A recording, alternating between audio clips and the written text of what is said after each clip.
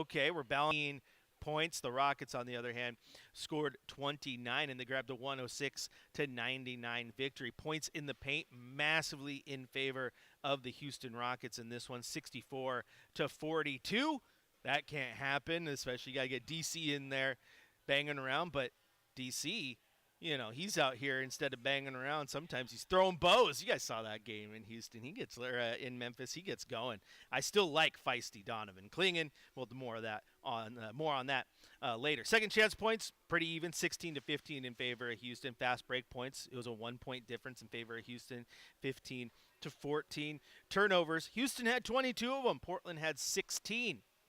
Points off turnovers, Houston still got past Portland 21-19. So a lot of those things were even except for those points in the paint. Rebounds were pretty even. The assist numbers were fairly even. Where was it uneven?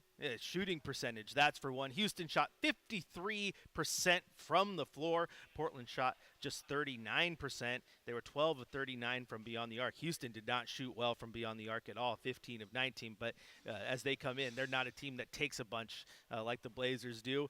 2-point field goals, though, they were on it. At the free throw line, they were 19 of 26. Portland was 21 of 37. So another night you can look at and scratch your head a little bit when a team shoots 56% from the free throw line. That just feels like that doesn't happen very often. You left 16 free ones. I understand that sometimes you miss your free throws. That's just part of the game. You're not going to hit them all. But when you leave 16 missed free throws, that's rough. Any single night, that's going to be tough to bounce back. Those are essentially free points, as free can be.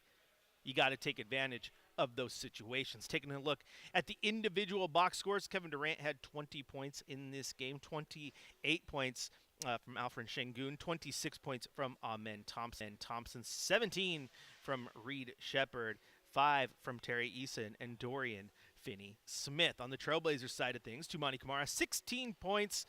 He also had 6 rebounds, 2 assists, and a career-high 6 steals.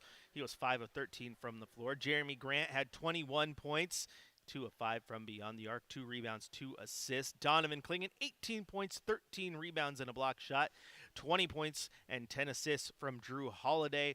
Scoot Henderson, a rough night, 4 points. He was 1 of 9 from the floor. He had 2 assists, 2 rebounds, 2 turnovers. Robert Williams had 8 points. Vit Krejci did not score. Blake Wesley had 7 off the bench as well. So you look at that, and we've seen games where you have great balance. You have all 5 starters in double figures, plenty of guys over 20 points. Not so much in this one, as the team continues to struggle, as we said, without Denny Avdia, which is a massive blow. We all understand that, how good he has been this year, and will hopefully continue to get better. But when you don't have him, and you don't have Shaedon Sharpe, who has been one of your best scorers this year. We can talk about what he does or does not do on the defensive side of the ball. We've hit that one quite a bit throughout the year. But offensively, he was having a really good year. And he was, your second leading scorer, still top in the team in field goal attempts and field goal makes. Denny gets that bump in points because of all those free throws, but he's been really good. So you're losing the guy who has been running your offense the most efficiently, and you're losing the guy who's been one of your top scorers. That's a tough blow. It's absolutely a tough blow. So you look at what's going on and you watch the way Scoot Henderson's playing, and it does leave you wanting more. He started out of the gate looking good, and he's kind of regressed in the last few games. You need more than 4 points and 2 assists out of the guy that was drafted number 3 overall and projected to be the future of your franchise at point guard. I am still not out on Scoot. I think some people are. Some people, if they have not already, their hand is definitely hovering over the panic button. My hand is not hovering over the panic button, but I assure you that I have decluttered my desk to make sure I know where the panic button is.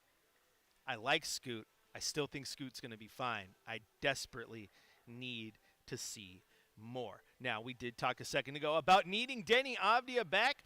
I talked about how he's been in these reports. He's been listed as questionable. That's where he is right now. The injury report as of yesterday, we'll get an updated one here as we get closer to tip.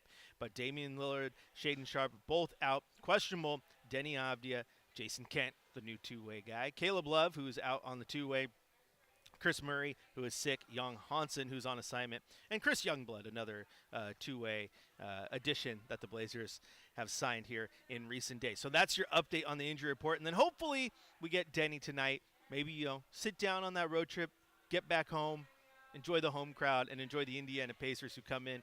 A team that is not very good. We'll talk about it a little bit more, but we're going to take a break here. When we come back, we're going to head to the Coach's Corner here from head coach Tiago Splitter. We'll break down whatever he has to say about the injury updates. Hopefully it's good in respect to Denny Avdia, and then we'll continue to talk about this Indiana Pacers team that the Blazers are facing tonight. Chris Burkhardt here with you. This is Blazers Game Day on your home of the Blazers, River City Radio, 620.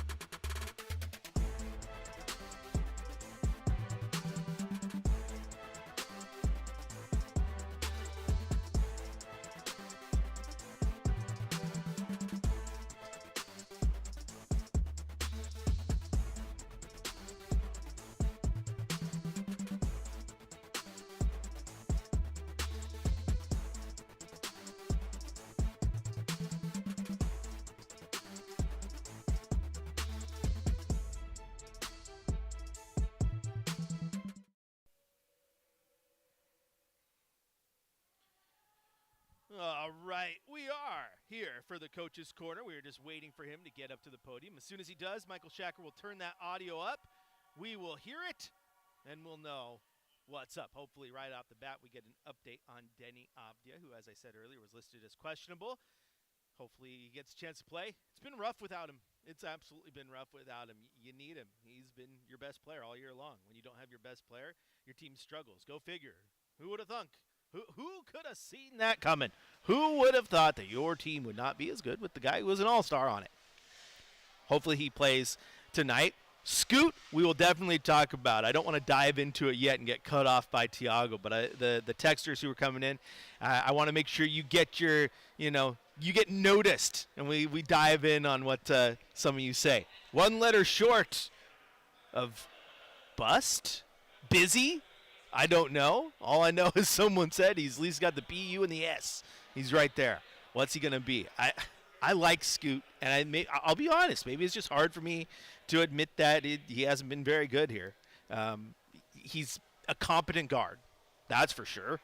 He just hasn't been the starter and the star we all want him to be. It's hard for me to just give up on him yet because I like Scoot Henderson, man. I absolutely do. But we're going to give you some time. We're going to dive into that once Tiago's done. I'm just really eager to see what the status is of Denny and what these guys can do tonight against a team in Indiana who is, as we've mentioned before, not great. Not great at all. We hear sounds. It means he's there. Let's head down there. We know about Denny. Denny's playing. Chris playing.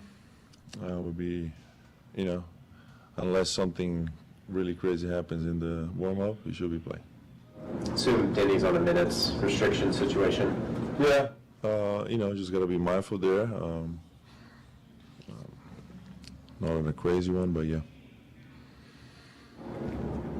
Hey, Tiago, with what we're seeing out of Scoot right now, how would you assess where he's at and how he's playing? I think he got to play better. It's just part of it, being out, and I think he had a good spurt when he started to play, and right now, we got to find his game. We got to help him, find his shot, find his rhythm, attack the rim, be strong with the ball, start on the defensive end, guard the ball and start from there. This is just me being very honest. He can be way better than what he's playing right now. You get the sense that it's like pressing, or it's kind of his shots like turned into a mental situation. It seems like he's getting good looks. He's just. It can always be that, right? But at the end of the day, you gotta keep working on the shot, on the day, on your reps, on the mental part as well, on everything. Just reading the game, the right moment to shoot those shots, and a little bit of everything, Joe. I think is, young guys go through these moments, and you gotta get off it. When you say you got to do more to help him, do you mean like put him in the right spots, or is that more just like kind of keep him engaged? Yeah, a little bit of that. Being engaged, being talking to him. That's what we're doing. Show film and what is a good shot, what is not a good shot. I think those things, as a staff, as a head coach, we all doing. How would you assess his mindset? Like, is he staying positive, or is he Yes. He's even though he's not playing his best at this moment, he's with his teammates. He's a great teammate, just being positive, pushing the other guys. So it's awesome by him. Any other questions? Thank you. And there you hear from head coach Tiago Splitter. And, well, he kind of did the job for us because we said we wanted to talk about Scoot, and that's what he talked about. Before we dive into that, though, we cannot gloss over the fact that he started that press conference, and you saw me if you were on YouTube shaking my head in agreement. Denny Avdia, he's good to go. So we'll see Denny tonight. Chris Murray, also good to go. He's been battling illness. But we're worrying more about Denny Avdia here. So it'll be nice to have him ready to go. The hope is, at this point, maybe missing that extra time through that road trip, not being forced back, helps to not re-aggravate that back, which he's done a few times now. And we've talked about it here on the show with you. When you get a little bit of a back injury, you tweak it. It's absolutely no fun, and sometimes takes a lot of time to get back from and can be retweaked quite easily. So you got to make sure you're back to 100%. I hope he is. Now, I want to talk about Scoot Henderson here. It's funny because the texters are on him. You heard what Coach Tiago just said about him, and one of our texters says Scoot is one letter short of spelling B-U-S. What's the last letter? I'm assuming T. Bust. Then we have another texter says bust, just a fact. Then that same texter says Scooter will be just fine. I mean, good grief. He missed a lot of time. Takes a while to get back in the groove. Nobody has any patience nowadays. And the thing with Scoot is I know we want to be upset for some reason, and I'm not. Like, I think Scoot Henderson is very clearly an NBA guard. I think where the struggle is it's feels at this point, and it can change, and you heard Tiago say it right there, that he absolutely believes he can be better than he is that the line between is he a starter or a really good starter, or is he a bench player? And right now, he's at that line. And with the way he's played the last handful of games, he's on the bench player side of that. And people don't like that because he was the third overall pick, and then you can look at what Thompson has done in Houston and go, oh gosh, you could have had him. See what Brandon Miller's done in Charlotte, going, oh, if only Portland would have got the second pick, or of course, oh man, what if you would have had Vic? And you look at Scoot, and he's not the same as the guys right around him. It's been a tough go for him, though. It absolutely has. I think realistically too, it's really weird that he wasn't developed as well as I think he could have been over the last 2 seasons when your team was in tank mode. If you're in tank mode, that guy should be getting 30 minutes a night. Just let him go and learn. And then you come in and you're supposed to have a really, really good offseason, and everyone talked about it, and then all that momentum he has during the offseason is just ground to a halt with that tear of the hamstring. A pretty severe tear, one that took time and didn't have surgery. But it's just, that's the frustrating part. And then you got to go the 4 months and not playing, and you're fairly immobile, so you can't even work on the things that are what you're supposed to be known for, your explosiveness, your quickness, those type of things. Now, the one thing that people are looking at right now, we had, a couple texters chiming in, so shout out to you listeners sending me the text. I really do appreciate it. If you want to join in on that, 88528 is that text number. But it's, shooting is a concern. It says, the one text says it's not just shooting with Scoot. He's not doing anything well. And at some point, too, I just think, just get it out of his head. The biggest thing with Scoot, and it's kind of something I've talked about with Shea, but I've been talking about this with Scoot since day one, is I truly believe this, that Scoot will be at his absolute best when Scoot stops thinking. Just do. Okay? Don't, because I think he's at this point right now where thinking makes him overthink. Now, of course, you have to think, right? Don't go in there just, what? No, you got to think. But you got to be realistically multiple steps ahead in doing so. When we talk about Mamba mentality and Kobe Bryant, like that guy knew everything and was multiple steps ahead, but he didn't have to think. He just knew. He just knew. He did his studying, and he knew his opponents' ins and outs. I think it's great to watch the Olympic films and him just go at his teammate, Pau Gasol, because he knew him like the back of his hand. But he didn't have to think. He just knew, and when you just know, you just let your skills take over. Right now, Scoot is thinking. I need him to stop thinking. Look at Donovan Clingan. Donovan Clingan has had a much better year. Now, you still see situations where he overthinks. Like when he gets a rebound under the rim and doesn't go right back up. He kind of pauses. Do I go up or do I pass? Do I go up or do I pass? Okay, now I have no advantage. I have to pass. But we've also seen where he doesn't think. He just does. Rebound, power step, up, boom, points. So that is where I think we need to get with Scoot. I don't know how you do that. Confidence, get the coach on your side, truly be handed the keys, if you will. Like, we trust you to go do this. But I'm going to be fully honest with you. Perhaps I'm clouded by the fact that I really, really want Scoot Henderson to be great. I like Scoot Henderson a lot. I think he's easy to root for. I think his game can be fun. We've seen it at that level. It's just a matter of just getting dialed in and do it consistently. Can he do that? That's the question right now. Now, Tiago Splitter said it. He can be better than he is right now. So coach knows it. I think at some point you got to stop giving him a short leash. You got to trust him to go out there and make those mistakes, but you need to push him to do it. And I don't mean like he needs that motivation. I just mean as the coach, get on his rear end, hold him accountable, make him great. It's kind of what all the great coaches have in common.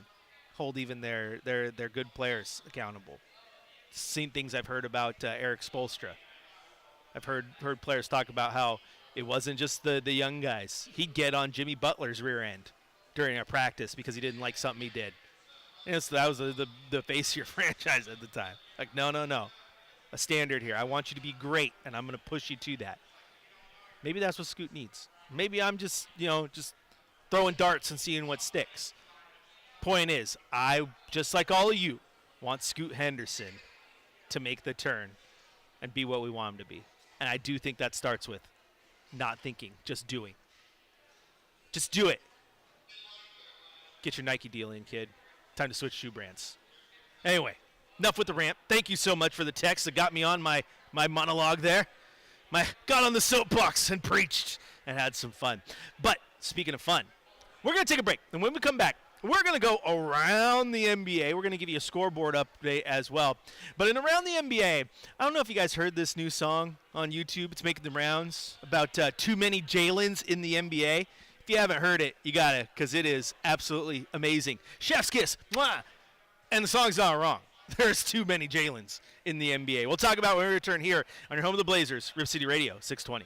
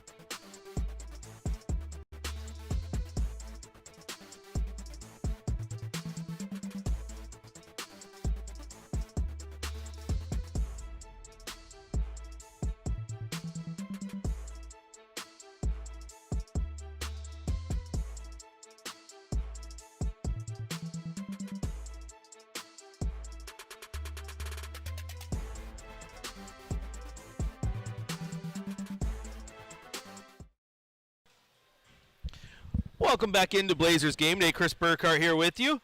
If you'd like to join the conversation, it's not too late. You can hit us up on the text line 88528.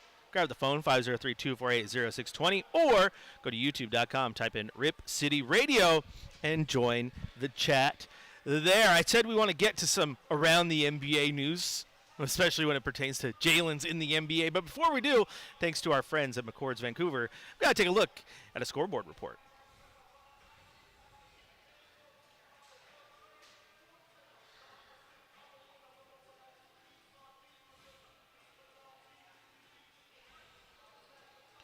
All right, well, let's take a roam around the NBA, see what's going on. First off, 10 minutes left in the third quarter. Miami with a 74-52 lead over the Pistons.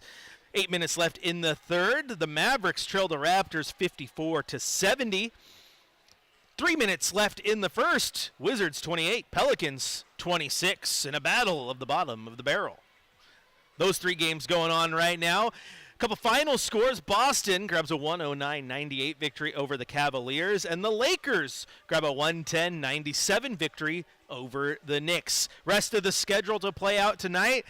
You got Orlando taking on the Bucks in Milwaukee, Houston in San Antonio to take on the Spurs, the Bulls in Sacramento to face the Kings, Charlotte, Portland's next opponent, down in Phoenix to take on the Suns, and, of course, your Blazers taking on the Indiana Pacers tonight. So not a lot of games that really impact Portland tonight, except maybe that Mavericks one with the Raptors taking care of business. Standings right now, the Mavericks 28 games back overall puts them 8.5 games behind your Portland Trailblazers. That NBA scoreboard report is powered by McCord's Vancouver Toyota, where they live by the slogan, "We make it easy." Check out their inventory now at vancouvertoyota.com.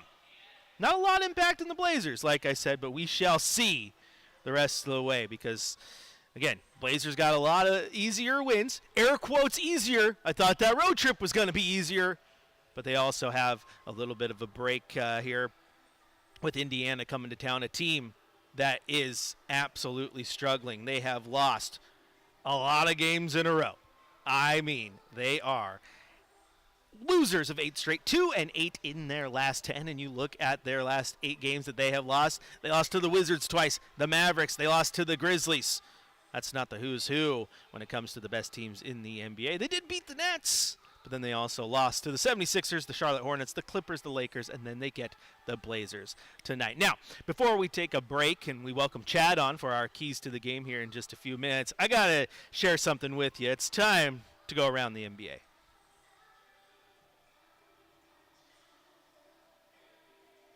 Maybe. Didn't hear an open, and that's okay. But you got to listen to this, my friends. This is beautiful. We all pick on the Oklahoma City Thunder, right? Because of the Jalen Williams. Jalen's. How do you have so many Jalen's? Well, people have noticed. And because of it, this song, this absolute beautiful song, has hit the interwebs. Take a listen. Why so many Jalen's in the NBA? I think it's way too many Jalen's in the NBA. Went to sleep and it was 10 Jalen's in the NBA. Woke up and now it's 30 Jalen's in the NBA. We got Jalen Smith on the Bulls and Jalen with a Y playing for the Timberwolves. Think it's a joke, but I'm actually earnest. Tell the truth, that ain't even really scratching the surface. Cause there's 607 players on the court playing. The 16 teams got a player named Jalen. And it's really 2 Jalen's on 3 teams. That's gotta be like 50% of the league. In the crib trying to figure what it all really means. I know they mama raised them like my son is my king. And I could probably recognize them all by facial. And I wouldn't be surprised if they was all biracial. Look, why so many Jalen's in the NBA? I think it's way too many Jalen's in the NBA. Went to sleep and it was 30 Jalen's in the NBA. Woke up and now it's 80 Jalen's in the NBA. We got Jalen Hood up on the Lakers, Wilson on the Nets, Jalen Smith is on the Pacers. Can't forget Jalen Durant is on the Pistons. Another Jalen out of Sacramento where the Kings is. Bridges, Harris, Williams on the Thunder. Lot of place bets on where the next one finna come from. My money on New York to Chicago, cities with the most white baby mamas far as I know. And the NFL is even more insane, dude. You ever seen Jalen Hurts and Speedy in the same room? Next draft, more Jalen's in the fold. And it's all thanks to the legendary Jalen Rose. But it's already way too many Jalen's in the NBA. Why so many Jalen's in the NBA? Went to sleep, 600 Jalen's in the NBA. Now the whole league is Jalen in the NBA. Now the whole league is Jalen in the NBA, and I have to give this artist credit because that is just absolutely hilarious. Because we pick on the Thunder, and it's like, how do you which Jalen is the good one? like Jalen Williams is. Well, yeah, which one? And Jalen Rose, according to lore, you ask his mom, he's the very first Jalen ever on the planet. That is hilarious. That was HB Rainey was the guy who posted that on YouTube. So like I said, gotta give the guy some credit because that is absolutely hilarious. Like, that is just too funny. Jalen's in the NBA. There's a lot of them, my friends. A lot of them. None here in Portland. Just a guy named Scoot who they need to step up, and a guy named Denny who's no longer out, who will be playing tonight against the Indiana Pacers, who come to town, like I said, losers of 8 straight, a team that has just struggled absolutely all year long. Now, I kind of maybe expected that with Tyrese Halliburton now, but I don't know if you expected them to go from one of the best in the league, trying to win a championship, playing against in the finals, to here we are, bottom. 15-48 on the season. They are 10-22 at home, 5-26 on the road. They average 111.4 points per game. That is the third fewest, actually second fewest, tied with Milwaukee in the Eastern Conference. It's not a good place to be. It's the third fewest overall in the league. The only teams that score fewer, the Brooklyn Nets and the Sacramento Kings, and we know how good those two teams are. This is not a great Indiana team, but keep in mind, they have won 15 games. And I talk to you guys about this all the time. This is the NBA. You have to show up. You don't show up, any team can get you. So Portland needs to show up. Now, the game in Memphis, they won, but I think you could still argue, did Portland show up? That game in Houston, I thought that Portland definitely tried to show up just a little bit more. But then Kevin Durant and company took care of business in the fourth quarter. So can the Blazers show up for 4 quarters of action and take care of business at home after a long road trip against a team who comes in as one of, if not the worst teams in the league? I would hope that they can take care of business. I would hope that they can figure it out. And I would hope that when you guys tune into the 5th quarter after the game, we're actually breaking down a Trailblazers victory. I told you, I bet our friend Sean in the YouTube chats. Also, shout out to Marcus, who said, thanks for the show. You're welcome, Marcus. Thanks for tuning in. But I bet our friend Sean that they would be above 500 the rest of the way, and that was right before that back-to-back against Memphis. Well, going 1-4 on a 5-game road trip doesn't help my case. I've told you the road gets easier. I've told you there would be more wins than losses. Hopefully, that starts tonight against Indiana. We're going to take a break. When we return, it's time for our keys to the game. What do the Blazers need to do to get a victory over the Pacers? I'll let you know, and so will my friend Chad Doing, who will come join me on headset up here outside section 330 next to the Pines. If you get in, come say hi. Chris Burkhart here with you. This is Blazers Game Day. We continue after the break on your home of the Blazers, Rip City Radio, 620.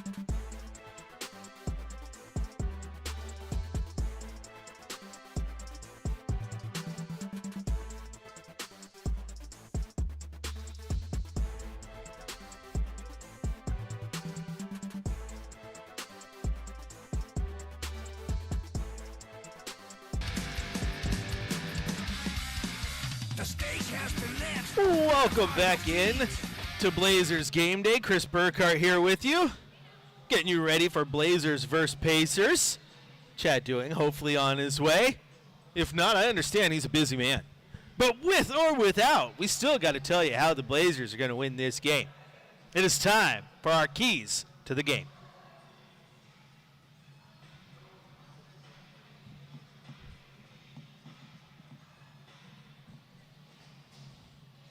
All right, let's take a look at what the Blazers need to do to win this game tonight. What they need to do is they need to find a way to stop the other team from scoring. But Chris, that's exactly how any team should win. That's not that deep of a take. Oh, you score more points, win the game. Who'd have thunk? I get it. I absolutely get it. But that Houston game, they let them score way too much, and they let them shoot way too efficiently. So you got to play defense.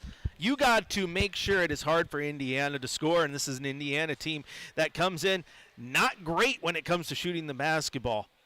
But your Blazers aren't that much, better. In fact, they're worse. Blazers shooting the ball 45% on the season. Indiana shooting at 45.1. But you got to make it hard for them. Don't make it easy. You made it easy for Houston. They shot almost 60% from the floor. Can't do that. Again, we are joined now by the boss man, Chad Doing. So, Chad, I was just talking a little bit about, obviously, the defensive inefficiencies. They were pretty nasty against Houston, let them shoot lights out, and I think they need to find a way to stop that. Indiana's not great, so maybe it plays in their favor. But for you, what are some of your keys to the game? Well, I think, number one, just get back to the basics, right? What's really frustrating me is the Blazers not making free throws. They missed 16 of them in the game on Friday. The turnovers on the road trip were a serious issue, and so I want to see them clean up those areas. Also, better communication on defense. But again, I don't want to overreact because we just got word that Denny Avdia and also Chris Murray is going to be available tonight. I just think that overall, watching them play, and I've been trying to spread the word about Avdia because he's a superstar in my mind. Like, they lose their identity to a degree when he's not on the floor, and so tonight you'll see that in the time that he plays. Guys know where to be. They trust him to make good decisions, and he will attract the defense, which will open up the offense for other guys who aren't necessarily great shot creators on their own. So get back to the basics. Play clean basketball, make your free throws, and communicate on defense, and everything else will take care of itself. Yeah, and I don't even know how you necessarily fix that, but I looking at that box score and watching that game and watching a team, the Blazers, go in and shoot 56% as a team from the free throw line. Dude, it's really bad. You got a whole team full of Shaquille O'Neals or what? I know, and again, there's just certain things in basketball that I don't have patience for. In my mind, there's no excuse for missing free throws. I think the Blazers ranked 25th in the NBA in team percentage, at just over 75%. You've got to be better than that. Free throws, look, I sucked at basketball. All I wanted to do was play in the NBA, but I was a great free throw shooter because I put in the time to be able to do that. So I think for the Blazers, again, it's just a matter of they're not good enough to just show up and get a win. They've got to win in the margins, Burkhart, and you do that by rebounding well, and it's going to help, obviously, with Klingon on the floor. You've got to be able to protect the basketball and not give up those live ball turnovers, which result in easy buckets. And then from there, make your free throws, and they're going to be fine with Avdia back on the floor. So that's all I want to see, just basics. And then hopefully now that Avdia is back, allowing them some time to develop some continuity before the play-in tournament arrives to where they can maybe be in a position to play their best basketball. They're second in the NBA with 340 games lost to injury this year. That's a lot. So if you want to know why the Blazers have struggled at times throughout the year, just look at that number. It's not an excuse. 340 games lost to injury. That's an absurd number. That's more than the Pacers, who are just below them, I think, at number 4. That's a big-time number for the Blazers, and I think the bright side, if you look at that number, is that they're in a position to make the play-in and exceed expectations, even with all of the injuries, which is a good sign. Yeah, I think they'll be just fine. And like you said, just play within yourself. I think that's what you got to do. Don't try to be anything else. And I think if you do that too, a couple of our texters fear this, and I get it, but I think if you play within yourself and you let Denny do Denny things tonight, then you hopefully don't do the thing that these teams do where they play down to the worst team who comes in.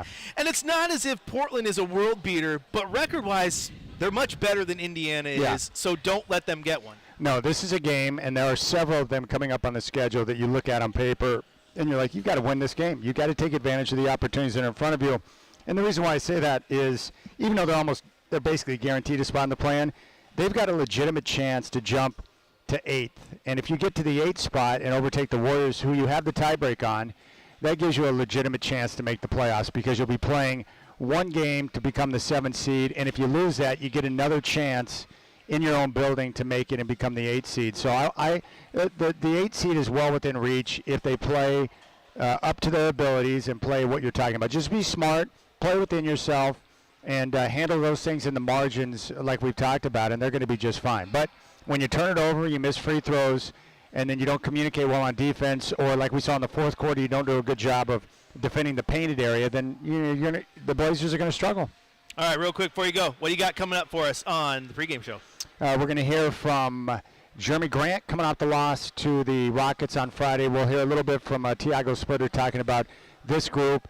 But most importantly, just looking ahead tonight, and very happy to have Denny Avdia back on the floor. He's a big-time difference maker, and I can't wait to see him ball. Absolutely. All right, thanks for joining us. We'll talk to you after the show. Woo! After the game. And hopefully it's a Blazer win. Hopefully I'm good luck. We're both here, Chad.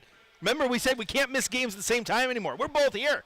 Hopefully that's the good luck that this team needed.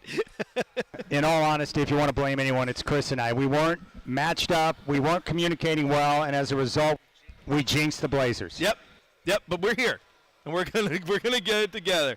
That was the boss man Chad doing. He's heading back down to section 113. He's got the Trailblazers pregame show coming up right after we're done here, all across the Trailblazers audio network. And we're getting a couple chats. So for those of you just tuning in, like, oh, Denny's back. That is right. He has been upgraded. He will be playing tonight. Absolutely a big difference in this one. Shout out to my friend Patrick, who's watching all the way from Florida.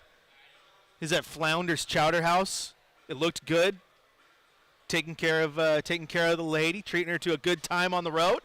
Shout out. I want some chowder now. I woke up in Coos Bay this morning, and we had some homemade chowder down there at the state championship basketball, and it was, oh my gosh, the chowder that they made. They weren't going to give away their secrets, but it was so good. Shout out to Marshfield High School and the ladies and gentlemen running the hospitality room, because it was amazing. It was amazing. Clam chowder always hits. Always hits. So shout out, Patrick. Tuning all the way in from Florida. Now, the Blazers, again, I think Chad's just spot on. Just play within yourself. Play your game. And don't try to do too much. Don't press, especially if you're Denny. Don't try to press too hard. And just go out there, find your rhythm. And hopefully you improve the offense, because of the way you're going to draw that Indiana defense more so than anyone else with the ball. And I think I want to get the ball into Denny's hands more. One thing I don't like is, the late game situations where you get Jeremy Grant going a little bit of ISO ball. And I love Jeremy Grant. I've defended Jeremy Grant since day one, but that's just not his game. I like him being out in the corner, getting the just spot up, catch and shoot. He shoots that corner three so well.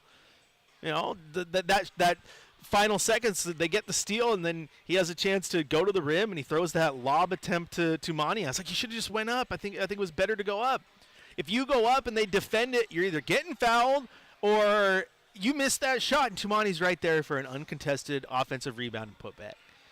Make smart decisions down the stretch. That's what you got to do. Hopefully you start right off the jump, come out, and to one of our texters said hopefully they don't play down to the Pacers.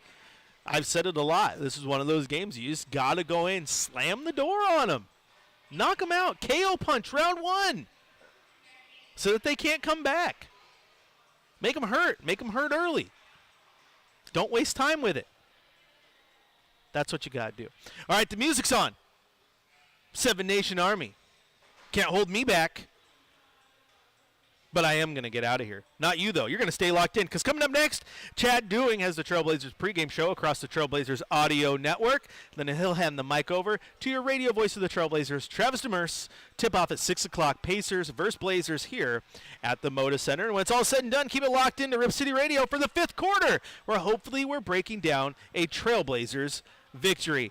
Blazers, Pacers tonight here in Portland. Rip City, I'll talk to you after the game.